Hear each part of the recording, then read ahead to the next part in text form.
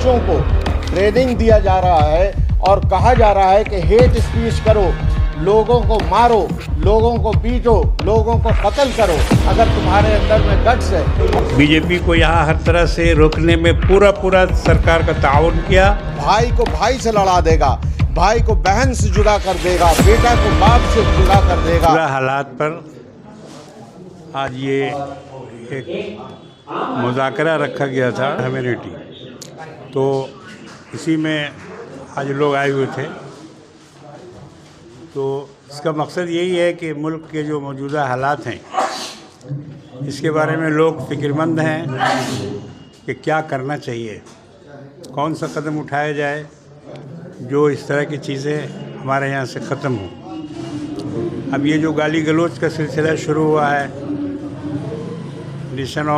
Father of nation के लिए जो जुमले इस्तेमाल किए गए हैं, उसके अलावा एक कम्युनिटी को जिस तरह से कत्लेआम करने का शपथ दिलवाया जा रहा है, तो ये सब हिंदुस्तान के लिए, मुल्क के लिए बहुत ही ख़तरनाक है। ख़ास तौर से आइंदा आने वाले वक्त में ये बहुत ज़्यादा नुकसान पहुंचाने वाला होगा।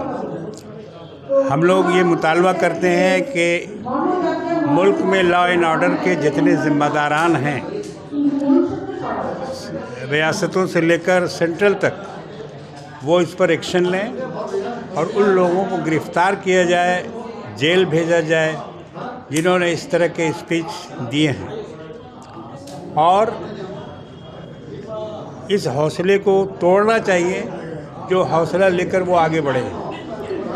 और प्रशासन जिस तरह से उनके साथ हो रही है और उनकी मदद कर रही है, ये भी इंतहाई काबिल मज़म्मत है।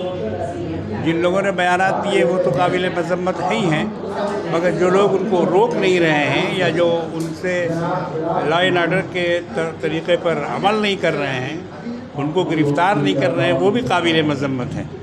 इसलिए हमारी ये पूरे मुल्क से दरख्वास्त है, ख़ास तौर से सेकुलर लोग जितने भी हैं वो सब मिलकर आवाज़ उठाएं और इसके ख़िलाफ़ एहतजाज करें और जद्दोजहद करें, ताकि आइंदा इस तरह की बातें फिर दोहराई न जाए।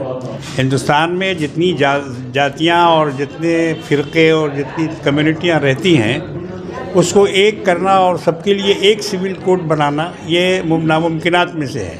तो ये एक बेकार कोशिश है, अगर की जाएगी तो ये नाकाम होगी। ये बाहर से नहीं आए हुए हैं, इसीलिए ये तो जमहूरियत को बचाने के लिए हर मुमकिन कुर्बानी इन्होंने पहले भी दी थी, अभी भी दे रहे हैं और आइंदा भी देने के लिए तैयार हैं।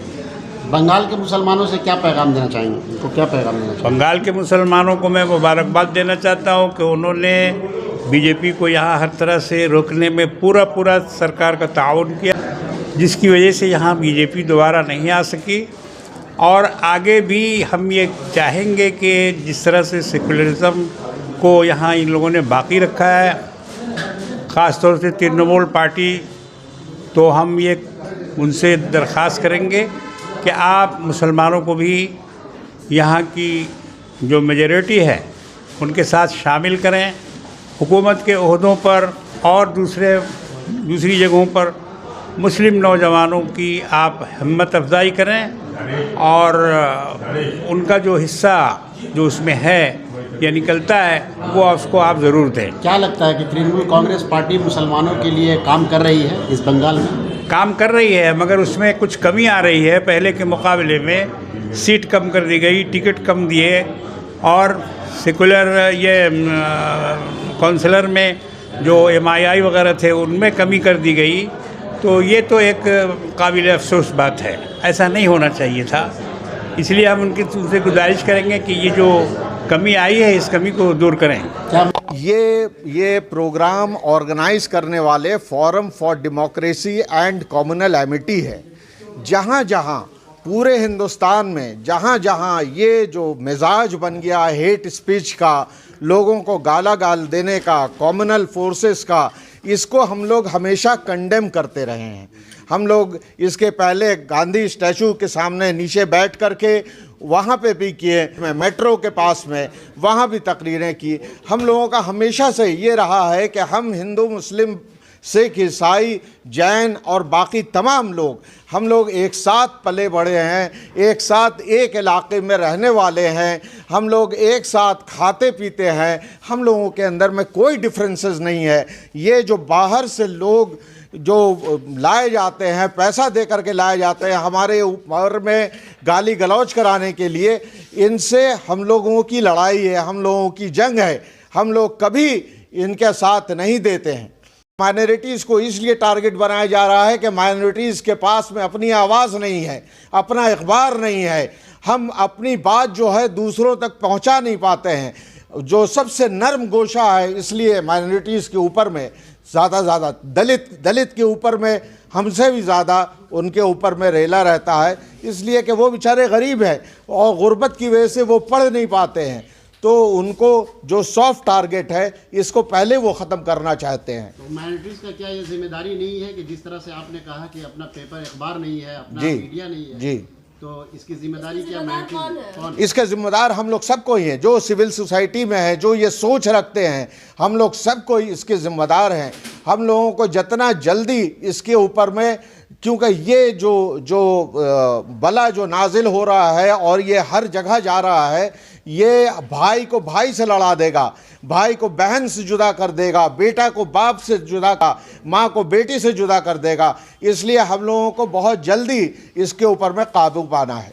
अंदर में यूपी में बच्चों को ट्रेनिंग दिया जा रहा है और कहा जा रहा है कि हेट स्पीच करो, लोगों को मारो, लोगों को पीटो, लोगों को कत्ल करो, अगर तुम्हारे अंदर में गट्स। और इसको हिंदू राष्ट्र बनाना है। हिंदू राष्ट्र इस तरह से नहीं बनता है।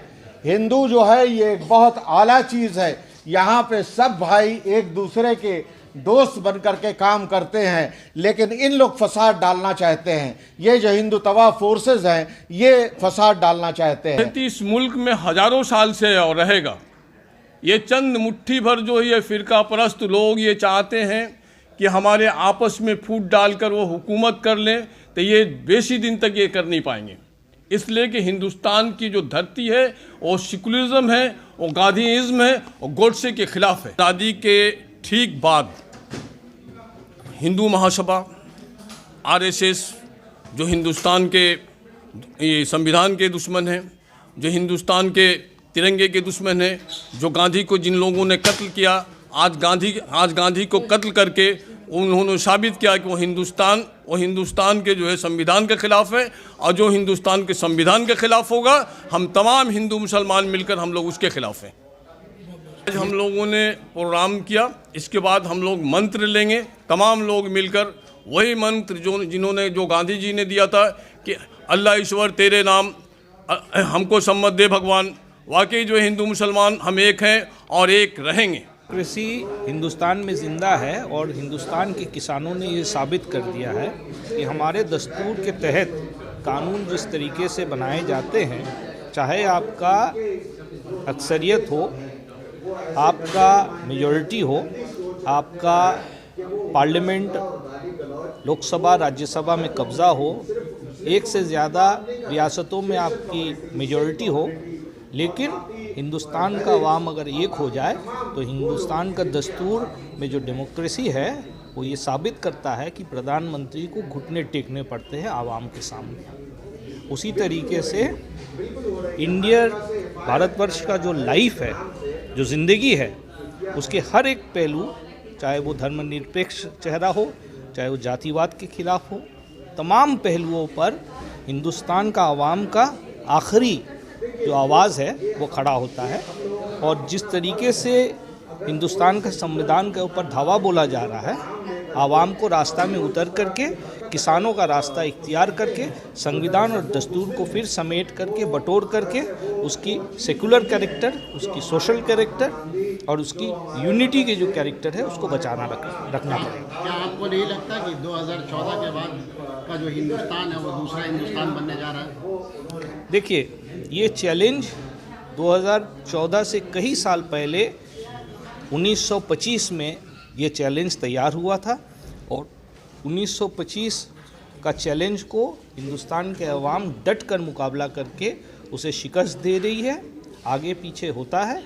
इस बार उनका पल्ला भारी है, आवाम सतर्क है एक बार प्रधानमंत्री के घुटने टेकने का काम किया गया है, और जितना बार ऊंची आवाज़ उठेगी उतने बार हिंदुस्तान का आवाम अपना सेकुलर दस्तूर को अपना सीना से लगा करके बचाएगी। প্রোগ্রামটা বৃহত্তর প্রোগ্রাম।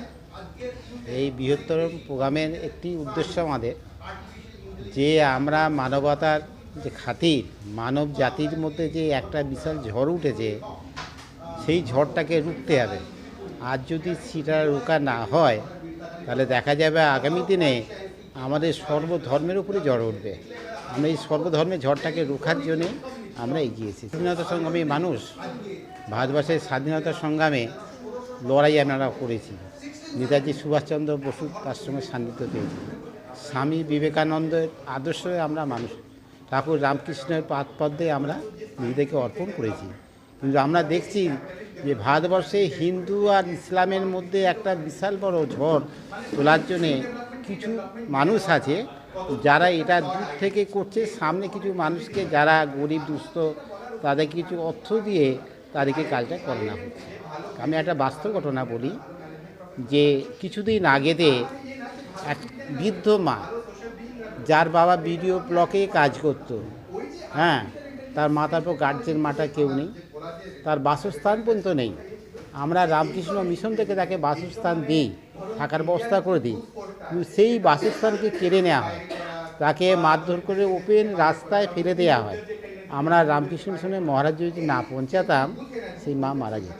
এটা সলভ করতে গেলে লড়াই করতে হবে। একটা লাঠি যদি এক জায়গায় থাকে অটোমেটিক ভেঙে ফেলা যাবে, কিন্তু 10টা লাঠি যদি এক জায়গায় করা হয় তাতে ভাঙতে সময় লাগবে। সেই জন্য আমরা সর্বধর্মে একত্র হতে চাই।